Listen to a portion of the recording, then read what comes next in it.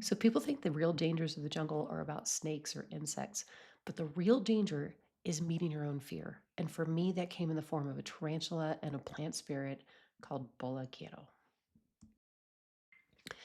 Hey there, I am Jessa. I am a South American trained shaman.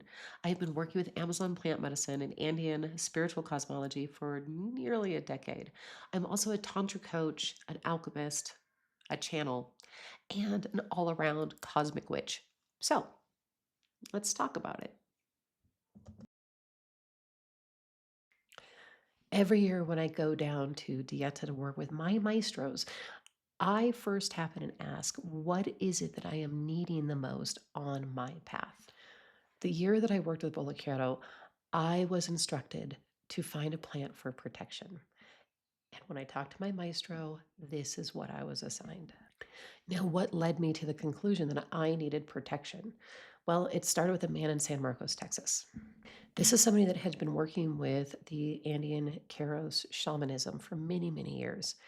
I had gone in to do my monthly solo sit with ayahuasca and bumped into his energy field.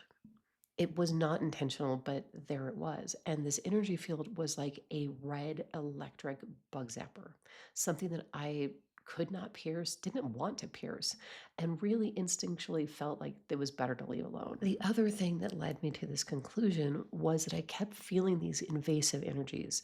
I kept feeling others doing remote viewing on me, or I would do ceremonies, and I could feel things kind of pushing and testing at my boundaries. One of the questions I had going into this dieta was, why do I need to protect my energy? This is something I have been asking for a very, very long time. If the world is full of love and compassion, and we are all here to honor our soul's purpose and to really gain those ultimate lessons for evolution and liberation of our souls, why do we need to protect ourselves from each other? Why do we need to protect our spaces? Then that started to become a little more obvious. Protection of my spaces isn't just for me, it's also for my participants. It's for those that I work with. So that the things that are coming in that are not aligned with the lessons we are there to learn in that ceremony can stay back beyond our boundaries. There is also the fact that negative energy is always coming at us. Especially when you start to shine your own light brighter, there is a darkness that will come to diminish that. And this doesn't always come in the most obvious forms. Sometimes it's a negative dart that was thrown at you from a rumor or gossip or somebody judging your process against their own. It comes through competition, it comes through jealousy. So, what is Bolaquero? It was brought to my attention after I did this dieta that there is not a lot of information online about it, and I'm going to get into why. Bolaquero is a tree. It's a very, very tall tree. And the trunk of this tree with a very thick bark has these immense spikes that come out of the side of it, all the way up. One of the common names for Bolaquiero is axe breaker. The reason it's called axe breaker is because the wood is too dense to cut with a chainsaw or to cut with an axe or any type of sharpened tool. It is necessary to burn the tree at the base in order to cut it down. Fortunately, when the medicine is being extracted for dieta purposes, we do not cut the tree down. We are using the cortex, which is the inner bark of the inner bark that runs up and down the tree. This is what carries the information from root to branch and branch to root. Bolaquero is from the San Martín region of the Amazon basin. I believe this is why it is not super popular or why a lot of people don't work with it or don't know what it is because it is very regionally isolated. The maestro that I currently work with for dietas and work with and train under in the Amazon jungle is originally from the San Martín region. So, in order to acquire this plant and acquire the cortex for the medicine to be used in my dieta, my maestro drove 14 hours to go harvest the cortex himself in each direction. It's truly an honor and a blessing to have had this plant brought into my life with such care, such reverence, and such respect. I am forever grateful to my maestro. What did I learn from this plant? As in most master plant dietas, the learning was not linear and it began during the preparation. So, my learning with this plant began during my preparation phases for dieta. I started having dreams before I even left to go to Pucallpa. By the time that I reached Pucallpa, I was assigned this wild cosmic scavenger hunt that would lead me deeper into the streets of Pucallpa to gather supplies to make a new shamanic tool. I was instructed to make a new bandolero, which is a tool that straps across the body for a shaman, oftentimes containing seeds or other noise making implementations that are going to help to keep other energies that are not welcome in the ceremony at bay. So before I entered into the jungle for Dieta, I wandered the streets of Bacolpa looking for the particular seeds I needed, looking for the particular beads I needed, looking for the yarn that I needed, and looking for a crochet hook. Being something that works with my hands a lot and has for many years, creating drums, making shoes, crochet is not something I ever picked up on. So before I went into the Dieta, I found crochet instructionals and took screenshots so I could easily access the patterns that I needed while I was in the Dieta. Once I was in the jungle, I began to listen for the next right step. I began to meditate and to listen, really just follow the intuition and the path that was guiding me for that day. One day I was even instructed to go to the top of the waterfall by myself to take a bath. And when I was there, this rhythm, this tune started to play through me, and I started to listen, and this ikaro revealed itself to me. Now, being the arrogant based human that I am, when I went into that first ceremony with this Baudelaire that was mostly complete at that time, with this ikaro that was running through my mind, I was thinking that these were gifts from that plant. What I didn't realize at that time was that these were offerings for that plant. My first real lesson with this plant came after my second ceremony. It came in the form of a tarantula. While we were very aware of the situation of being in the jungle and the dangers that are present just because it is the deep jungle, I was not prepared for this interaction with this tarantula. The first day that the tarantula showed up was during one of the art lessons. And there was one of our students that was there painting her picture, working with the painting maestro, and there was other students around. And this tarantula ran across the maloka very rapidly directly towards her. She screamed. She lost her mind about it. The teaching professional that was there, the maestro of painting, flipped the tarantula off the maloka, and we thought the story ended there. The very next day, I was in the maloka preparing the participants to receive combo. I was at the very beginning of this combo ceremony, and the same woman that the tarantula had ran at the previous day noticed that the tarantula was sitting on top of one of the backrests.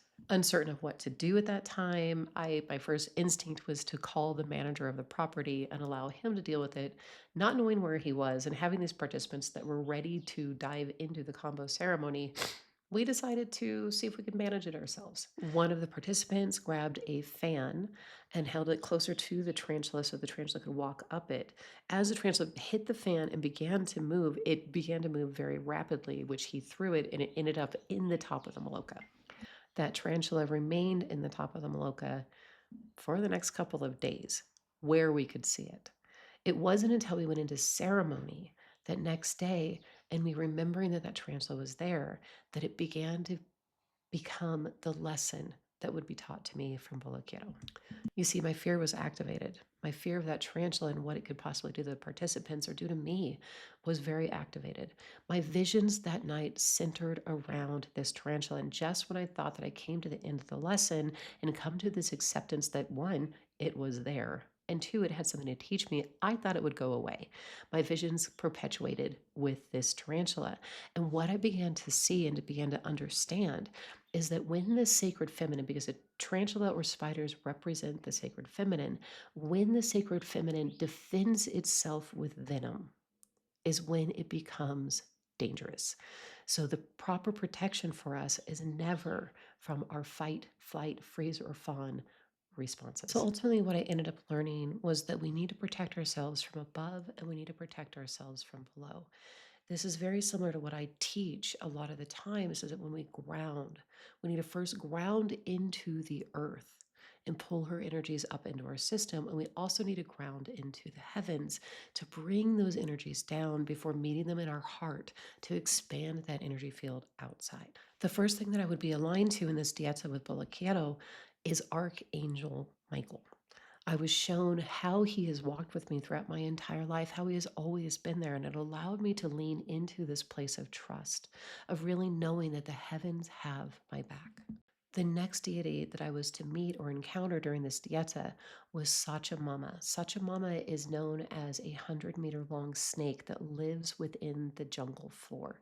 Sachamama is responsible for the composting, the regeneration of that which gives life in the jungle. During the next ceremony, I was shown how to care for each of these entities, each of these deities that I was aligned with. Archangel Michael, how to protect my home and leave offerings for him, and also with Sachamama, and how to feed my land so that these two entities walk with me at all times and all spaces within my life.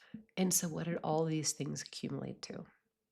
When we are protected from above and when we are protected from below, and when we are not using our instincts or our venom to protect us, it allows us to sit in this place where we can really start to experience and to feel all that there is to feel. So, this protective force allowed me the room, the capacity, and the ability to open my heart and to feel all of it. And this came up in particular around my daughter. My daughter was taken away from me many, many years ago, not with my permission and not with my blessing. This has been one of the hardest lessons I have had to face during my lifetime. And what this allowed me to do is to feel that amount of safety around me and within me, allowed me to recognize when she didn't feel safe, when I didn't feel safe, and how I, as a mother, was not able to provide the safety that she needed in order to want to stay. In having this deeper understanding of the situation and what she felt and what she was going through, and not just from my own perspective of everything that unfolded, allowed me to step into this place to recognize the shame that I felt, to recognize the anger that I felt, to recognize the gratitude and the love and the longing that I felt to have her in my life. And it just allowed me this deeper truth of recognizing what was real, what is true, and what is there. You see, because our protection doesn't need to be as big when we don't feel we need something to be protected from, when we are not in this place of fight, flight, freeze, or fawn, when we're not in these reactive states, we are able to respond to our situations, respond to our healing, respond to our lessons. This is where true protection comes from. It comes from sitting in a place of sovereignty. It comes from sitting in a place of really feeling everything that we raise defenses against. So the real thing here is just to feel it all. Allow it in. When you're able to come into attunement with those feelings, those emotions, or those outcast parts of yourselves that you have hidden because of shame, we're allowed to let down our defenses. So true protection does come from above and it does come from below. It comes from knowing that you were held as a child of spirit in this lifetime within this structure so that you can feel safe enough to feel it all. I would not have been able to get to this place on my own. It took a maestro. It took 5 ayahuasca ceremonies, many more in the past to even prepare to be ready for that level of acceptance. And it also took a master plant by the name of Bolaquiero to show me where my defenses lied and how to open my heart. I hope this has been helpful. And as always, if you have questions, feel free to reach out. I am here. Hey, so if this resonated, visit my website at jessafreimeyer.com to explore upcoming courses, free offerings, and don't forget to click the buttons. New videos on spiritual leadership, desire alchemy, and embodied transformation every week. See you next time.